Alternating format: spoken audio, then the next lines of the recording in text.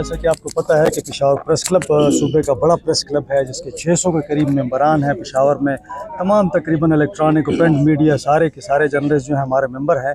हमारी कोशिश ये होती है कि मुख्तलिफ इवेंट्स करवाएं, क्योंकि बड़े टेंस माहौल में, मुश्किल माहौल में काम करते हैं। अब मुझे याद है पिछले टूर्नामेंट में भी जब हम खेल रहे थे तो पेशावर में बम धमाका हो गया, ख़ुदकुश हमला हो गया और तमाम के तमाम पुलिस लाइन पहुँच गए।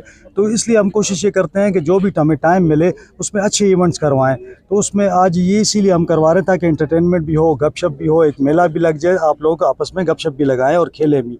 सेहत के लिए भी बेहतर है, तो इसीलिए आज हमने ये इवेंट शुरू किया है। हमारे साफ़ी भाई जितने भी हैं वो एक तरह से जिहाद कर रहे हैं, वो फील्ड में लगे हुए हैं, बड़े मुश्किल हालात में काम कर रहे हैं। हमारे साफ़ी भाई शहीद हुए हैं, तो इन हालात में हमारे साफ़ी भाई काम कर रहे हैं। तो मैं मुबारक पेश करता हूँ और सदर साहब को भी और पेशावर प्रेस क्लब को भी कि ये इवेंट उन्होंने अरेंज किया और ये एक हेल्दी एक्टिविटी है, ये आगे भी होनी चाहिए।